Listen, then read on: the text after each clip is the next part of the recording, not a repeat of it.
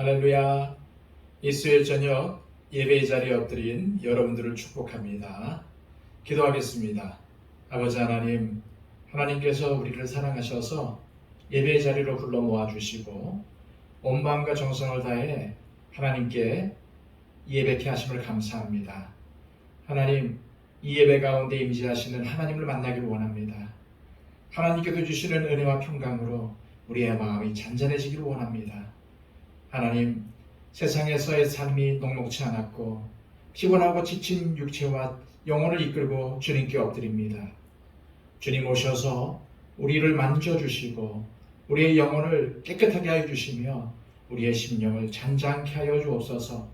그리하여 이 시간이 주님의 은혜를 누리는 시간이 되게 하여 주시고 주님을 만나 주님의 깊은 사랑을 체험하는 시간이 되게 하여 주옵소서.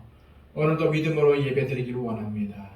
믿음의 역사 가운데 임재하여 주시고 오늘도 믿음으로 예배하는 우리 모든 사람들을 만나 주시옵소서. 예배의 시종을 주님께 맡겨드리며 예수 그리스도의 이름으로 기도하옵나이다. 아멘.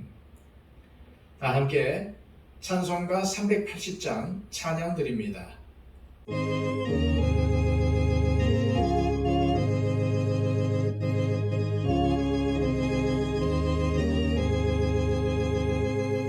나의 생명 되신 주님 앞에 나갑니다. 주의 흘린 보혈로 정케하사 받아주소서.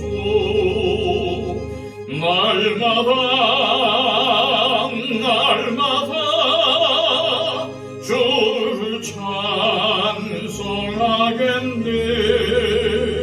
주의 사랑 줄로서 나를 굳게 잡아 매소서. 괴로운 세상 지낼 때 나를 인도하여 주소서. 주를 믿고 나가면 나의 길을 잃지 않겠네. 날마다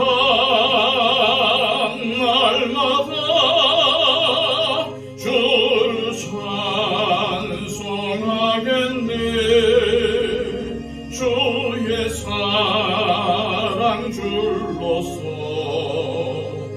나를 굳게 잡아 매소서. 세상 살아갈 때에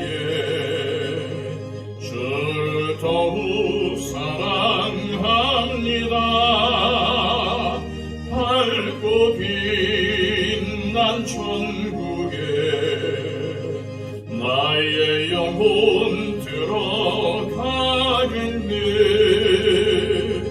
날마다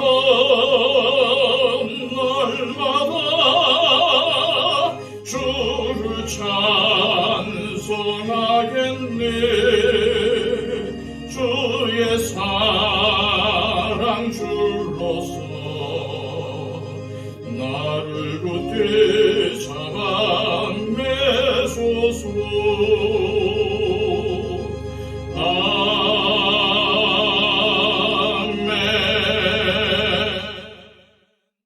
우리 찬송 하나 더 부르겠습니다. 함께 부를 찬송가는 302장입니다.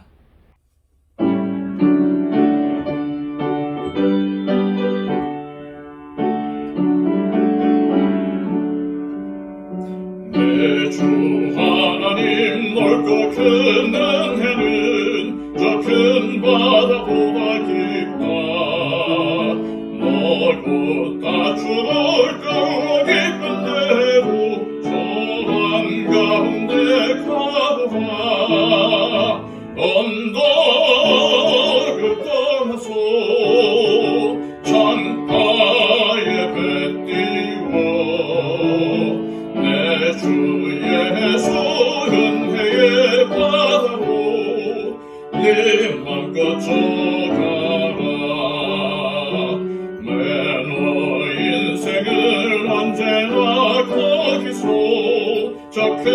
바다 물결로 금인 모르는 깊은 바다 속을 한번 헤아려 한동안 언덕을 떠나서 창파에 배 띄워 내 주 예수 은혜의 바다로 내 맘 꺼져가라. 많은 사람이 얕은 물가에서 저 큰 바다 가려다가 찰싹거리는 작은 파도로 마음이 약하여 못 가네. 언덕을 떠나서 창파에 배 띄워 내 주 예수 은혜의 바다로 내 맘 꺼져가라. 자 곧 가거라 이제 곧 가거라 저 큰 은혜 바다 향해. 자 곧 내놓을 저 깊은 데로 바람망망한 바다로 언덕을 떠나서 창가에 배 띄워 내 주 예수 은혜의 바다로 내 맘 꺼져가라. 이 시간 우리에게 주시는 하나님의 복된 말씀은 신약성경 요한복음 2장 1절에서 11절까지의 말씀입니다. 신약성경 114쪽입니다. 사흘째 되던 날 갈릴리 가나에 혼례가 있어 예수의 어머니도 거기 계시고 예수와 그 제자들도 혼례의 청함을 받았더니 포도주가 떨어진지라 예수의 어머니가 예수에게 이르되 저들에게 포도주가 없다 하니 예수께서 이르시되 여자여 나와 무슨 상관이 있나이까 내 때가 아직 이르지 아니하였나이다. 그의 어머니가 하인들에게 이르되 너희에게 무슨 말씀을 하시든지 그대로 하라 하니라. 거기에 유대인의 정결 예식을 따라 두세 통 들은 돌 항아리 6이 놓였는지라 예수께서 그들에게 이르시되 항아리에 물을 채우라 하신즉 아기까지 채우니 이제는 떠서 연회장에게 갖다 주라 하심에 갖다 주었더니 연회장은 물로 된 포도주를 맛보고도 어디서 났는지 알지 못하되 물동은 하인들은 알더라. 연회장이 신랑을 불러 말하되 사람마다 먼저 좋은 포도주를 내고 취한 후에 낮은 것을 내거늘 그대는 지금까지 좋은 포도주를 주었도다 하니라. 예수께서 이 첫 표적을 갈릴리 가나에서 행하여 그의 영광을 나타내심에 제자들이 그를 믿으니라. 아멘. 오늘 본문은 우리 예수님께서 공생애를 시작하신 후 처음으로 행하신 기적을 보여주고 있습니다. 그것은 갈릴리 가나라는 곳에서 물로 포도주를 만드신 이적이었습니다. 1절과 2절 말씀입니다. 사흘째 되던 날 갈릴리 가나에 혼례가 있어 예수의 어머니도 거기 계시고 예수와 그 제자들도 혼례의 청함을 받았더니 갈릴리 가나는 나사렛에서 북쪽으로 약 13km 정도 떨어진 곳에 있습니다. 그런데 그곳에서 결혼식이 있었고 예수님의 어머니와 제자들도 초청을 받아서 갔습니다. 나사렛에서 어느 정도 거리가 떨어져 있는 가나의 결혼식에 예수님과 예수님의 어머니도 간 것을 보면은 아마도 친척의 결혼식이 아니었나 추측이 됩니다. 그런데 그 결혼잔치에 한 가지 문제가 발생했습니다. 3절입니다. 포도주가 떨어진지라 예수의 어머니가 예수에게 이르되 저들에게 포도주가 없다 하니 잔치에 없어서는 안 될 포도주가 떨어져 버리는 상황이 발생한 것입니다. 그 당시 유대인들의 문화로 볼 때에 자칫집에 포도주가 떨어졌다는 것은 굉장히 큰일이 난 것입니다. 그것은 결혼잔치에 음식이 모자란 것보다도 더 심각한 상황입니다. 다시 말해 잔치집에 포도주가 떨어졌다는 것은 잔치를 벌이는 집에서 제대로 잔치를 준비하지 않았다는 것이 됩니다. 그러면 잔치는 흥이 깨지는 정도가 아니라 계속 진행이 될 수가 없게 됩니다. 그리고 포도주가 모자라서 결혼잔치가 파하게 되면은 이 젊은 신혼부부와 그들의 부모는 동네 사람들로부터 온갖 비난과 놀림을 당해야 했습니다. 당시 결혼잔치는 개인 행사가 아니라 아주 중요한 동네 잔치였습니다. 그래서 여기에 필요한 음식이 모자르게 되면은 심지어 신랑과 신부를 회당에 고소할 수도 있었습니다. 결혼잔치를 하다가 음식이 모자라서 누가 고소를 한다는 것이 지금은 말이 안 되지만 그 당시에는 그랬습니다. 다시 말해서 예수님 당시 잔치집에 포도주가 떨어졌다는 것은 엄청나게 심각한 문제였던 것입니다. 이때 예수님의 어머니 마리아가 예수님에게 이 사실을 알렸습니다. 그렇다면 어머니 마리아가 예수님에게 이 사실을 알린 것은 마리아에게 포도주에 대한 책임이 있어서 그런 것일까요? 그렇지 않습니다. 왜냐하면 이것은 결혼잔치 전체를 관장하는 연회장이 할 일이지 마리아의 역할이 아니었고 또 포도주를 마련해야 할 책임이 신랑 측에게 있는 것이지 마리아나 예수님에게 있는 게 아니기 때문입니다. 그러므로 아무리 마리아가 그 집안의 친척이라고 해도 마리아가 해결해야 할 일은 아니었습니다. 그러므로 여기서 어머니 마리아가 신랑 신부의 친척으로서 그저 아들인 예수님에게 이거 큰일 났구나. 포도주가 떨어졌는데 어쩌면 좋을까? 어떻게 해볼 도리가 없겠니? 라고 하는 정도로 말했다고 볼 수 있겠습니다. 그런데 이때 예수님은 아주 냉정하게 대답을 하죠. 4절입니다. 예수께서 이르시되 여자여 나와 무슨 상관이 있나이까? 내 때가 아직 이르지 아니하였나이다. 예수님은 어머니 마리아의 기대와는 달리 이것이 나와 무슨 상관이 있습니까? 아직 내 때가 되지 않았습니다. 라고 차갑게 거절합니다. 그것도 어머니에게 어머니요 라고 하지 않고 여자요 라고 하니까 무척 무리하게 들립니다. 그러나 당시의 문화로 보면은 여자요 라는 호칭이 결코 무리하거나 냉정한 표현이 아닙니다. 오히려 애정과 존경의 느낌이 들어간 표현입니다. 나중에 예수님이 십자가 위에서 제자 요한에게 마리아를 부탁하실 때도 여자여 라고 하셨습니다. 그런데 나와 무슨 상관이 있나이까 라는 말은 상당히 차갑게 거절하는 것으로 들립니다. 그래서 듣는 사람 입장에서는 아주 서운하게 들릴 수 있고 모르는 사람이 들으면 오해하기 딱 좋은 말씀입니다.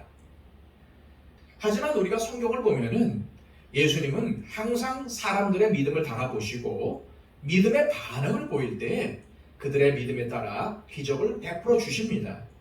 즉 예수님의 기적과 사람들의 믿음 사이에는 아주 밀접한 관계가 있다는 것입니다. 이것이 무슨 말씀입니까?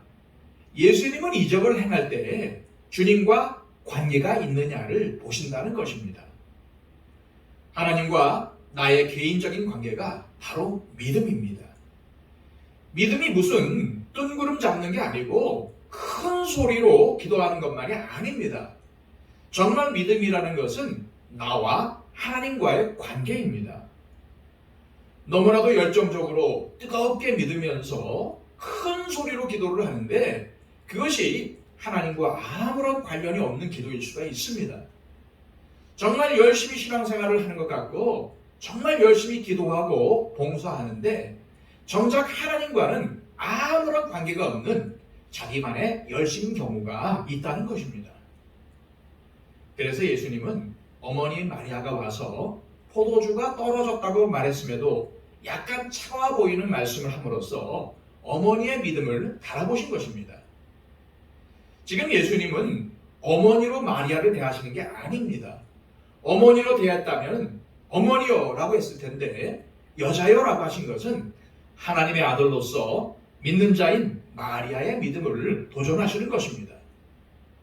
또한 아직 내 때가 이르지 않았다는 말씀은 예수님이 생각하시는 때와 마리아가 생각하는 때가 다르다는 뜻입니다. 곧 하나님이 행하셔야 할 때가 따로 있다는 의미입니다. 우리는 어떠한 문제가 생겼을 때 기도합니다. 그런데 보통 어떻게 기도합니까? 주님, 이렇게 해주십시오. 이것을 주십시오. 라고 기도하지 않습니까? 그런데 이렇게 기도하는 것은 나에게는 일이 이렇게 해결이 되어야 하고 이것이 있어야 된다고 생각하기 때문이 아닙니까? 그런데 예수님은 그렇게 생각하지 않을 수도 있다는 것입니다. 그래서 너에게는 이것이 필요한 것이 아니다 라고 하실 때가 있어요. 그럼 우리는 어떻게 합니까? 아닙니다, 예수님. 그것이 필요한 것이 아니고 이것이 필요합니다 라고 합니다. 내 생각을 안 바꾸고 주님이 바꾸셔야 한다고 생각합니다. 어떤 분은 하나님이 나에게 왜 이러시는지 이해가 안 간다 라고 합니다. 이 말이 무슨 말입니까? 나는 맞고 하나님이 틀렸다는 말이 아닙니까? 주님은 분명히 뜻이 있으셔서 이렇게 인도하고 계신 것인데 그것을 전혀 깨닫지 못하고 주님이 잘못하고 있다고 생각하는 것입니다. 하나님을 믿는다고 하면서도 시험에 든다는 것이 바로 이런 겁니다. 이러한 마음을 갖고 있을 때에 시험에 드는 겁니다. 내 뜻대로 안 되니까 그렇습니다. 주님의 뜻이 무엇인지에 대해서는 관심이 없고 내 뜻대로 안 된다고 서운해하는 것입니다. 우리는 문제가 생기면 하나님께 도와달라고 떼를 쓰는데 정작 하나님께서 중요하게 여기시는 것이 무엇입니까? 우리의 문제만 해결되는 것이 아닙니다. 하나님과 우리와의 관계가 확실하게 서기를 원하십니다. 문제만 해결받고 하나님과 관계없이 살면 무슨 소용이 있겠습니까? 기도해 주십시오 라고 해서 같이 기도해서 응답이 되니까 믿음의 길을 떠나버리는 경우가 왕왕 있습니다. 그런 경우에는 문제가 해결된 것이 진짜 좋은 것은 아니라는 것입니다. 따라서 진정한 믿음은 내용이 아니라 하나님과의 관계 문제입니다. 5절 말씀입니다.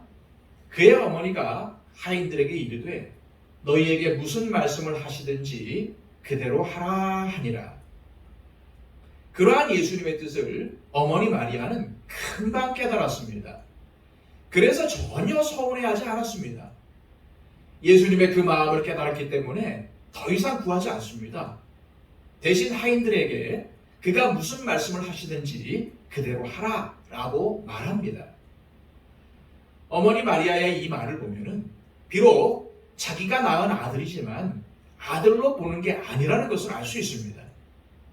마리아는 지금 예수님을 하나님으로 보는 겁니다. 예수님이 하나님이시기에 예수님의 말을 듣고 순종하겠다는 것입니다. 그래서 마리아는 진정으로 위대한 믿음의 여인입니다. 6절에서 8절까지의 말씀입니다. 거기에 유대인의 정결 예식을 따라 두세 통 드는 돌 항아리 6이 놓였는지라.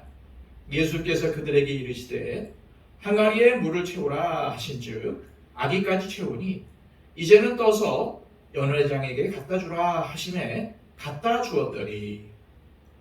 여기서 두세 통이라는 것은 요즘으로 하면 100리터 정도가 됩니다. 물이 100리터가 들어가는 돌 항아리가 6개가 있었으니까 예수님은 눈 깜짝할 사이에 맹물을 가지고 600리터나 되는 포도주를 만드신 겁니다. 게다가 이것은 최상급 포도주였습니다. 그런데 이 사건을 통해서 주님이 우리에게 교훈하시는 것이 무엇입니까? 그 짧은 순간에 물이 포도주가 된 것은 분자 구조가 완전히 바뀌고 화학적 현상이 일어났다는 말이 아닙니까? 예수님이 물을 변화시켜서 모든 사람이 감탄할 정도로 훌륭한 포도주를 만드실 수 있는 분이시라면 예수님에게 하시지 못할 불가능한 것이 무엇이 있겠냐는 말입니다. 그것이 핵심입니다. 그런데 예수님이 돌 항아리에 물을 채우라고 하셨을 때 하인들의 마음은 어땠겠습니까? 아마 별 생각이 없었을 것입니다. 그 항아리에는 원래 물을 채워 놓아야 했습니다. 사실 이 돌 항아리의 물은 정결법을 중시하는 유대인들이 손발을 씻는데 쓰는 물이었기 때문에 언제나 물이 채워져 있어야 했습니다. 그래서 여기에 이의를 달 것이 없습니다. 그런데 예수님이 이제는 떠서 연회장에게 갖다 주라 라고 했을 때 갈등할 수 있습니다. 물을 채우라고 해서 채웠는데 그 물을 그대로 떠서 연회장에게 갖다 주라는 것은 정말 말이 되지 않지 않습니까? 맹물을 갖다 주면은 자신들이 욕을 먹고 야단을 맞을 텐데 놀랍게도 그들이 거기에 반론을 제기했다는 기록이 없습니다. 그냥 예수님의 말씀대로 가져다 주었다고 나옵니다. 그들은 예수님 말씀 그대로 순종했습니다. 그래서 순종에 따른 보상을 받습니다. 어떤 보상입니까? 9절과 10절 말씀입니다. 연회장은 물로 된 포도주를 맛보고도 어디서 났는지 알지 못하되 물떠온 하인들은 알더라. 연회장이 신랑을 불러 말하되 사람마다 먼저 좋은 포도주를 내고 취한 후에 낮은 것을 내거늘 그대는 지금까지 좋은 포도주를 두었도다 하니라. 연회장은 물이 변해서 된 포도주를 맛보았습니다. 분명히 하인들이 들고 갈 때는 물이었는데 언제 바뀌었는지 모릅니다. 들고 가서 연회장이 맛보는 순간 그때는 물이 아니고 포도주였습니다. 그 포도주가 어디서 났는지 연회장은 알지 못하지만 물을 떠온 하인들, 순종한 하인들은 압니다. 이것이 바로 보상입니다. 순종하는 사람은 기적이 어떻게 해서 된 것인지를 알기 때문입니다. 이렇게 예수님의 기적은 믿고 순종하는 순간부터 이루어지기 시작합니다. 하인들이 물을 떠서 연회장에게 가져다 준 순간까지도 맹물이었습니다. 예수님은 분명히 물을 떠서 가져다 주라고 하셨지 포도주를 떠서 가져다 주라고 하시지는 않으셨습니다.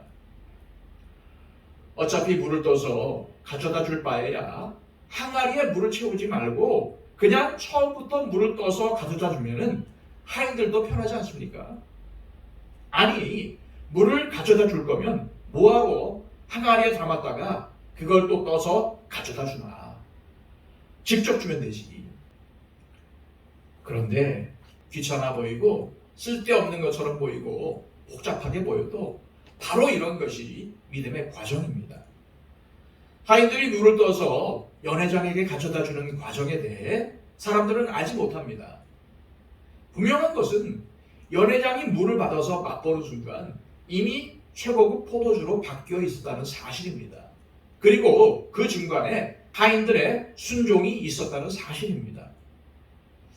결론적으로 보면 예수님은 결국 물을 포도주로 바꾸셔서 그 잔치집의 문제를 해결해 주셨습니다.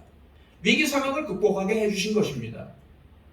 그래서 신랑 신부뿐만 아니라 거기 있는 모든 사람들이 큰 기쁨과 행복을 맛보며 아무런 문제 없이 잔치가 계속 진행되게 해주셨습니다.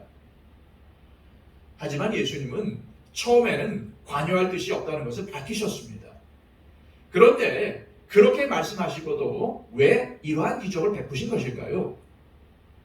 사실 이것이 요한복음의 특징이기도 한데 기적을 일으키는 것 자체가 중요한 것이 아니라 기적의 목적이 중요하다는 것을 보여주시는 것입니다.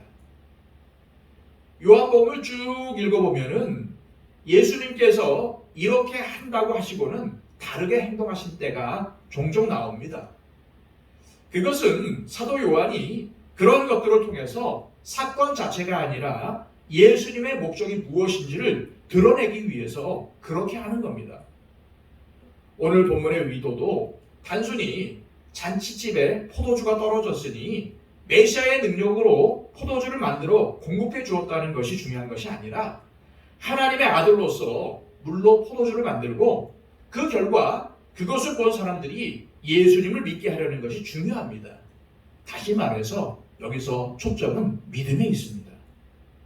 예수님은 물을 포도주로 바꾼 이적을 통해서 당신이 모든 물질을 만드신 창조주이심을 드러내셨습니다. 그리고 이 사건을 통해서 제자들은 예수님에게 창조주의 영광이 있음을 깨닫게 되었고 그분을 믿게 됩니다. 11절에는 이렇게 기록이 되어 있습니다. 예수께서 이 첫 표적을 갈릴리 가나에서 행하여 그의 영광을 나타내시매 제자들이 그를 믿으니라. 여기서는 기적이라고 하지 않고 표적이라고 했습니다. 표적은 헬라어로 세네이온이라고 하는데 사람들이 예수님을 믿도록 도와주는 도구로서 그분의 영광을 드러내는 데 사용된 이적이 바로 표적입니다. 일반적인 기적과 이 표적이 다른 점은 기적은 그 자체로서 놀랍지만 표적이라는 것은 기적을 넘어 그 기적을 일으키신 분, 예수 그리스도께 초점이 맞추어지도록 하는 것입니다.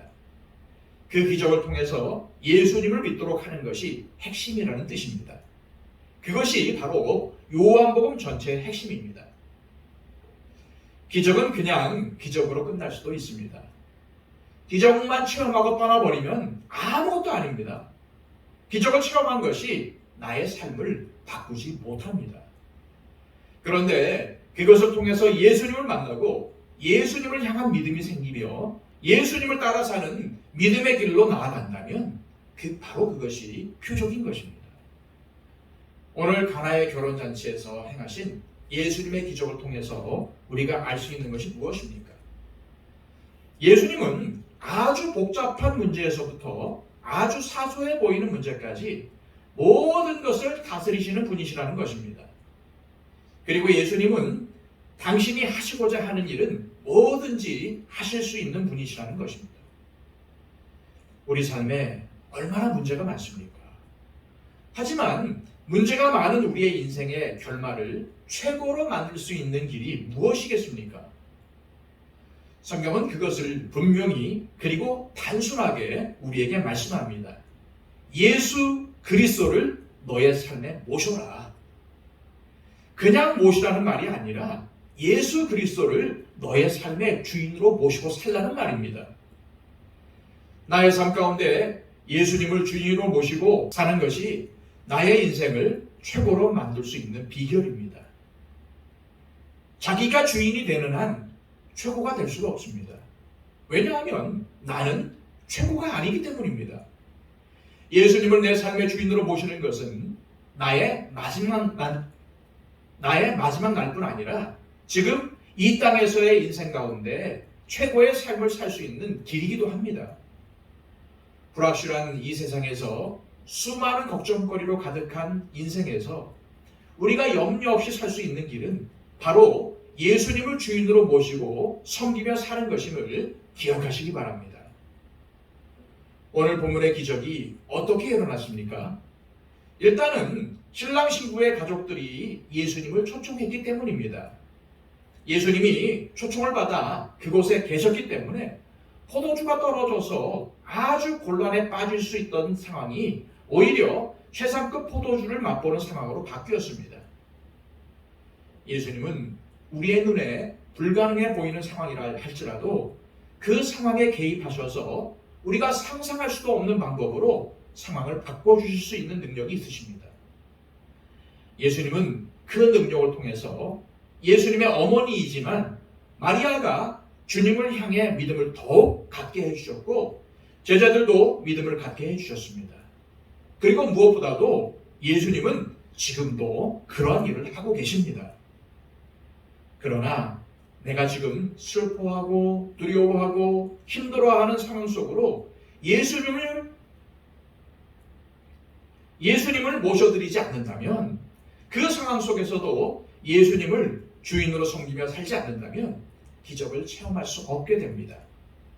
또한 아무리 내가 예수님을 믿는다고 외치고 고백을 해도 정작 매 순간의 결정은 내가 하고 그분을 내 주인이 아니라 그저 옆에 계신 분 정도로만 취급한다면 아무런 역사도 일어나지 않게 됩니다.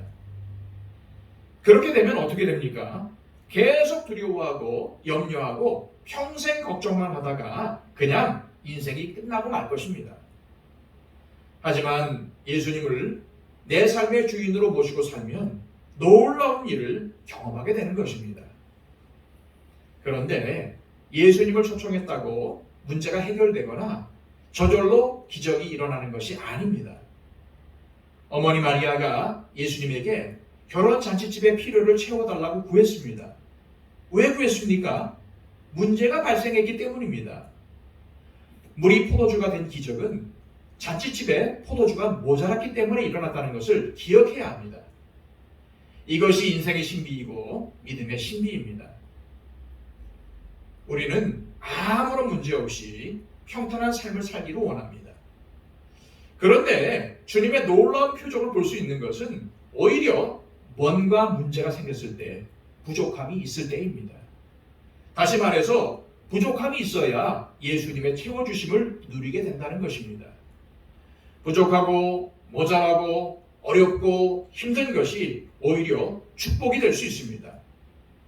오늘 본문은 문제가 축복이 된 것을 볼 수 있습니다. 그런데 가나의 결혼잔치에서 가장 중요한 포도주가 떨어졌을 때 대부분의 사람들은 그 문제를 모르고 있었습니다. 연회장조차도 포도주가 떨어진 사실을 모르고 있었죠. 우리의 문제는 이처럼 부족함이 있다는 것이 아닙니다. 부족하고 모자란데 그것을 모르는 것이 정말 문제입니다. 진정 내 삶에는 주님이 필요한데 주님이 필요하다는 사실을 모르는 것이 진짜 문제입니다. 그러나 예수님이 우리의 문제의 자리에 계시면 이야기는 완전히 달라집니다. 예수님의 어머니 마리아는 문제를 알았고 그 문제를 예수님께 가지고 갔습니다. 예수님이 그 자리에 계셨기 때문에 그 문제는 더 이상 문제가 될 수가 없었죠. 어머니 마리아와 제자들은 예수님의 표적을 보고 예수님을 믿었지만 이러한 기적을 체험하고도 다른 사람들은 여전히 예수님에 대해서 별 관심이 없었습니다. 기적을 코앞에서 본 하인들조차 믿었다는 기록이 나오지 않습니다. 그런 걸 보면은 자기 할 일을 하고 그냥 간 겁니다. 순종한 것까지는 좋았는데 주님과의 관계가 세워지지 않고 그냥 지나가 버린 것입니다. 그러므로 주님과의 관계를 세우는 것이 너무나도 중요합니다. 지금 내가 신앙생활을 열심히 하고 있는 것 같은데 혹시 주님과 아무런 관계가 없이 하는 것은 아닙니까? 정말 하나님과의 관계 속에서 하나님께 나의 마음을 드리며 예배하고 있습니까? 이스라엘 백성들이 제사를 그렇게 많이 드렸지만은 아모스서에 보면은 하나님이 거기서 뭐라고 말씀하신지 아십니까? 나는 너희들의 제사를 기뻐하지 않는다. 번제나 소제를 드릴지라도 내가 받지 않겠다. 하나님의 이 말씀은 예배를 하지 말라는 이야기가 아니라 예배를 하되 참된 예배를 드리라는 말입니다. 하나님과의 진정한 관계 속에서 하라는 것이죠.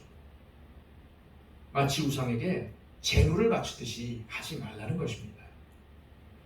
그래서 어쩌면 하나님이 우리의 그런 문제를 해결하시기 위해서 우리의 삶 가운데 고통과 어려움을 보내시는지도 모릅니다. 우리에게 문제가 생기면 그것을 통해서 주님께 나아가 도움을 요청하고 문제를 해결받으면 그냥 떠나지 말고 그것을 통해 주님과 관계를 세우고 믿음을 가지라는 뜻으로 문제를 보내실지 모릅니다. 그리할 때의 문제는 하나님의 은혜를 가져오는 통로가 됩니다. 이제 말씀을 정리합니다. 예수님이 물로 포도주를 만드신 사건은 잔치집의 유쾌함과 즐거움을 위해서 베푸신 것이 아니라 그분이 우리를 자유하게 하시고 참된 평안과 기쁨을 주시기 위해 이 땅에 오신 하나님의 아들 예수 그리스도이심을 보여주기 위한 표적이었습니다. 연회에 참석한 손님들은 최상의 포도주로 인해서 즐거워했겠지만은 마리아와 제자들은 그분이 진정한 세상의 구주라는 사실로 인해서 기뻐했습니다.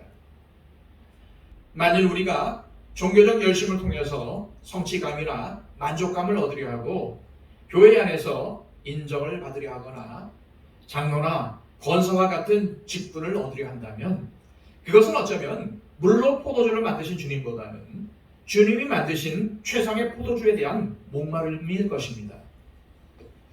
우리가 집중해야 하는 것은 주님이 만드신 포도주가 아니라 물로 포도주를 만드신 주님입니다. 그러므로 예수님의 기적을 눈앞에서 보고도 놀라는 것으로 끝나버린 하인들이나 예수님에 대해서는 아무런 관심이 없이 최상의 포도주만을 즐긴 잔치집 손님들과 같이 주님과는 아무런 관계가 없는 인생을 사는 것이 아니라 우리의 문제를 해결해 주시고 우리를 이렇게 붙들어 주시는 주님과의 관계가 날마다 더욱 가까워지고 새로워지고 뜨거워지는 놀라운 신앙생활을 하는 모두가 되시기를 소망합니다. 기도하겠습니다. 아버지 하나님, 오늘 말씀을 통해서 우리에게 깨달음을 주심을 감사합니다. 이 말씀을 그저 듣는 것으로 그치는 것이 아니라 듣고 즐거워하는 것으로 마치는 것이 아니라 이 말씀대로 행하게 하여 주시옵소서. 그리하여 주님을 내 삶의 진정한 주인으로 모시고 주님의 명령에 따라 살아가게 하여 주시고 문제나 어려움이 발생했을 때에 주저하지 않고 주님께 구하며 주님의 해결을 받는 그러한 믿음의 사람이 되게 하여 주시옵소서. 또한 문제를 해결받는 데 그치는 것이 아니라 더욱더 주님과 가까워지며 날마다 주님과 동행하는 삶을 살아갈 수 있도록 우리를 인도하여 주옵소서. 예수 그리스도의 이름으로 기도하옵나이다. 아멘.